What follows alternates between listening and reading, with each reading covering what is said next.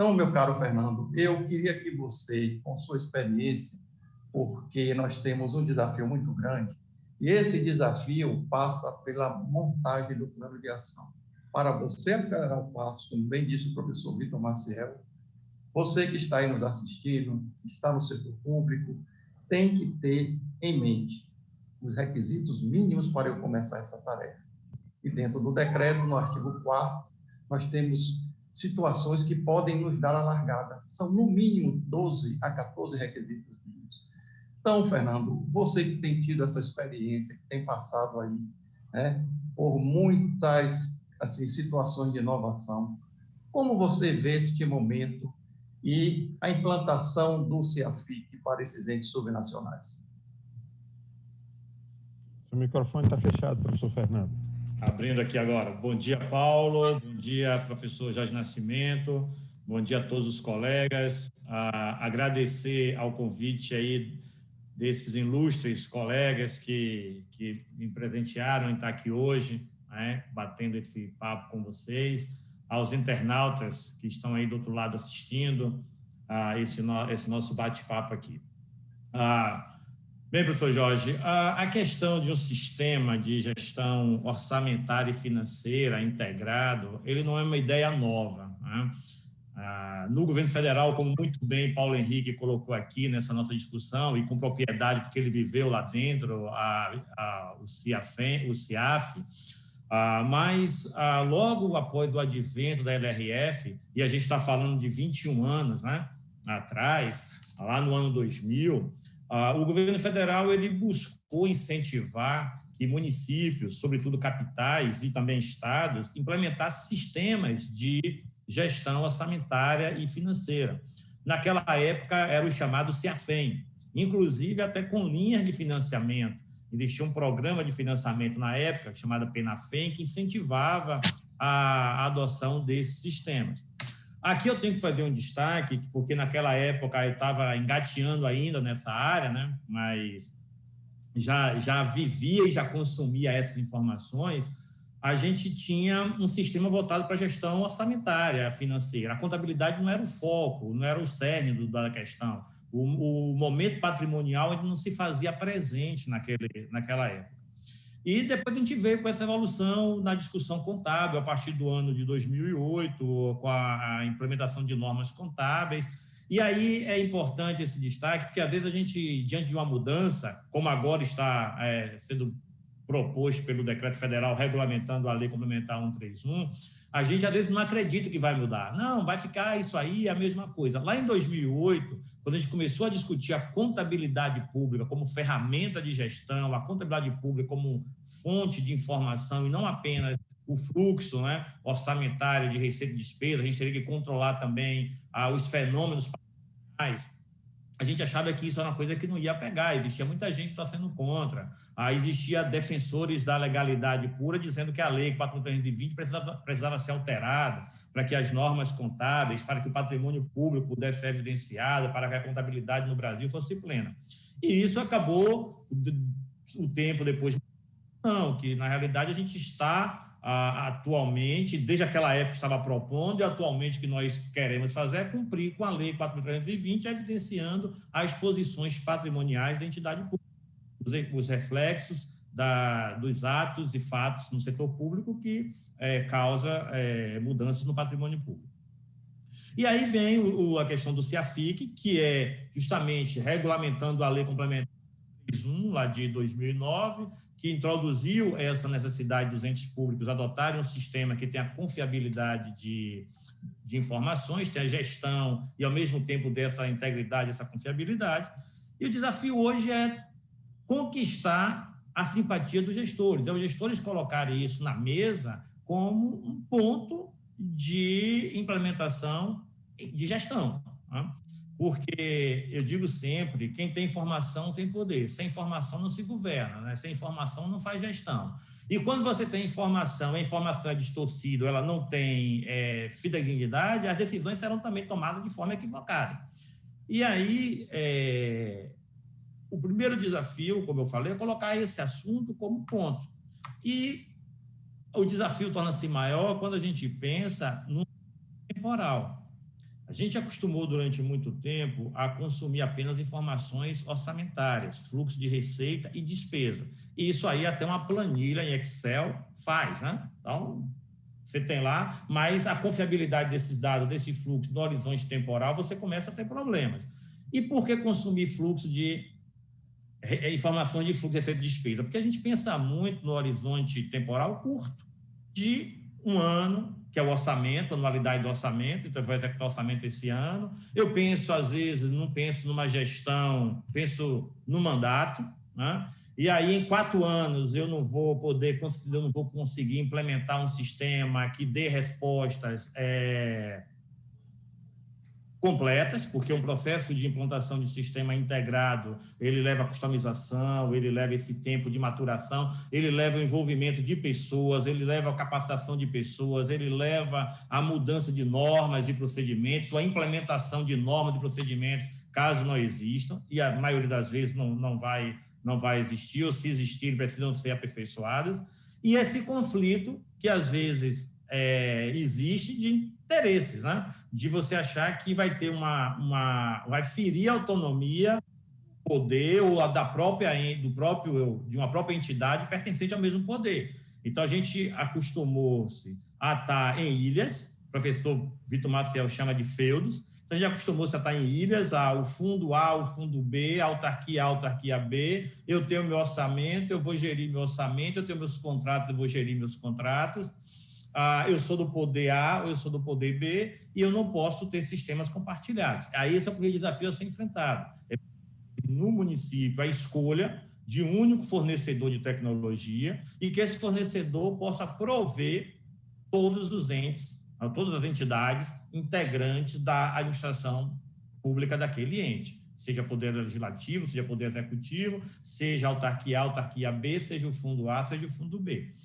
E você normatizar isso, porque você vai ter que criar os padrões. A gente já tem o próprio plano de contas aplicado ao setor público, que é a referência de estruturação contábil, mas aí você vai ter normas internas, estabelecendo prazos, estabelecendo os ritos, para que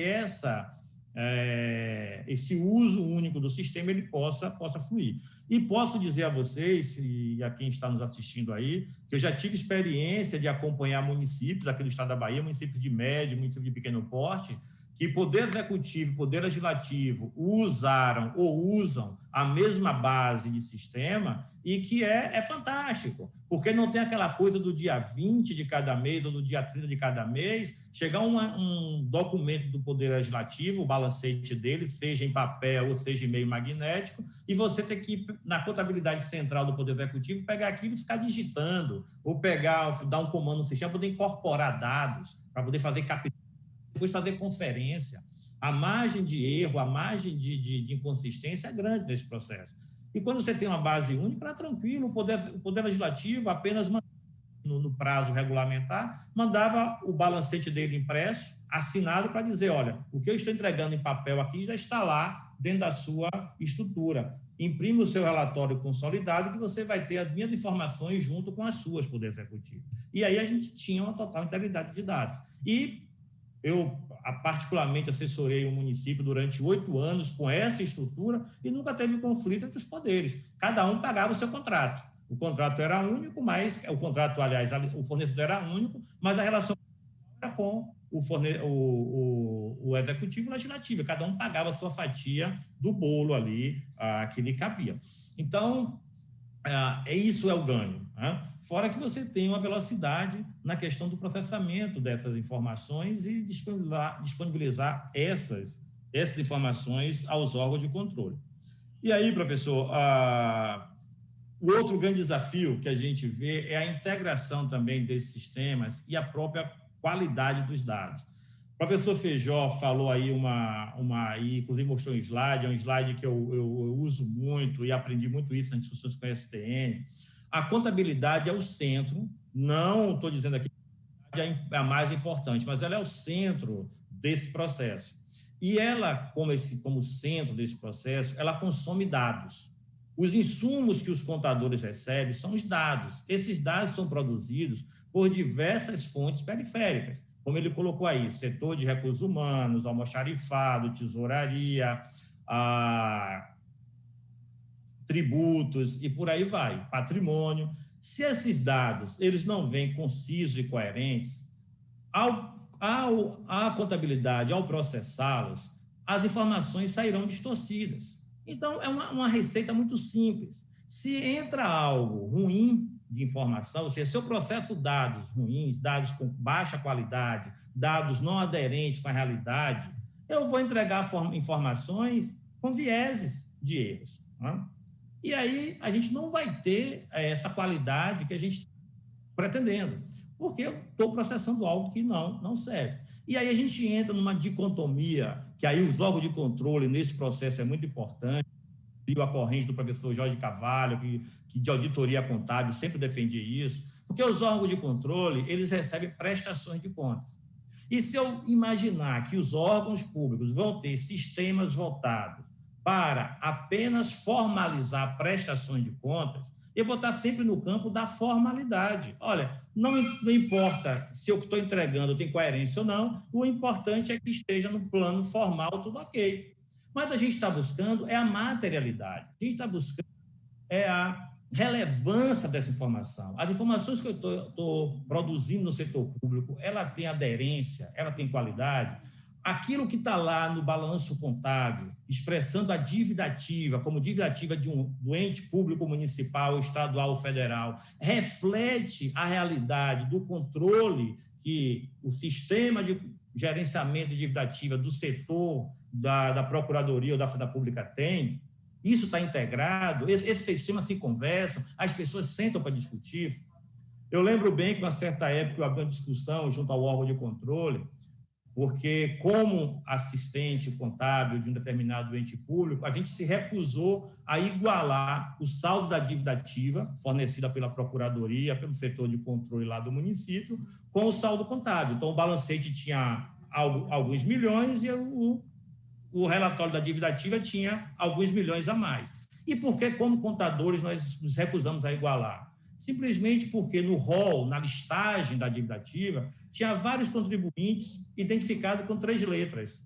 IGN, ignorado. Olha, se é ignorado, não é cobrável. Se não é cobrável, não é ativo. Mas a materialidade da informação está aí. Né? E é isso que a gente fala quando fala de qualidade, é isso quando a gente pensa em um processo de informatização e de lidar com pessoas. Porque aquele relatório com a palavra ignorado, né, com o contribuinte ignorado, não deveria ser nem gerado como item de prestação de contas. E aí, quando a gente vai discutir a própria qualidade da informação, a forma está beleza. O relatório que foi gerado pelo setor A confere ipsiliter com o que a contabilidade está entregando no seu balancete. Não há divergência. Mas e a materialidade não existe.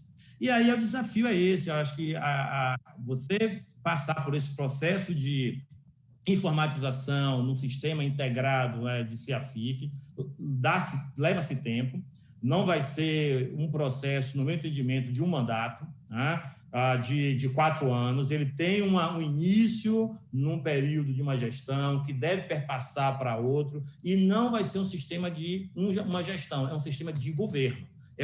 E aí a gente volta àquela última, a terceira diretriz de todo esse processo que foi estabelecida entre a Tricom, STN e CFC, que é institucionalização da contabilidade no setor público.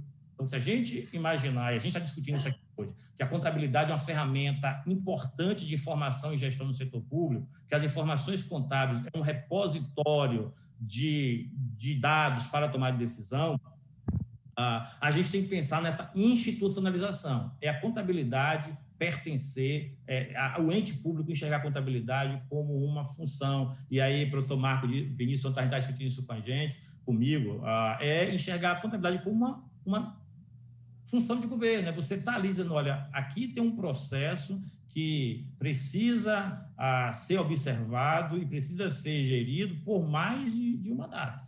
Então, esse acho que é o desafio, é um marco. A gente tem um problema hoje, porque a maioria do setor, das entidades públicas, sobretudo as municipais, não tem orçamentos, não tem recursos para investir em tecnologia, né? Então, a gente precisaria ter aí um processo de apoio do governo federal, ter alguma linha de financiamento para esses investimentos, que dificilmente com recursos próprios os municípios vão conseguir implementar, e acho que esse é um desafio.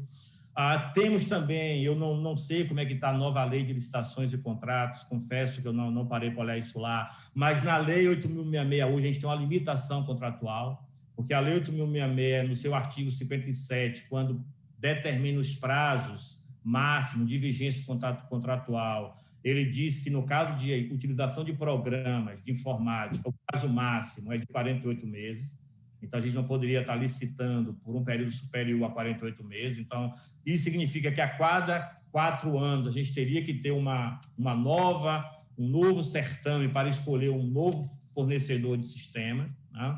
E aí você poderia estar nesse processo de mudança. E aí esse horizonte temporal que eu falei que é necessário para a gente implementar um processo se perderia, né?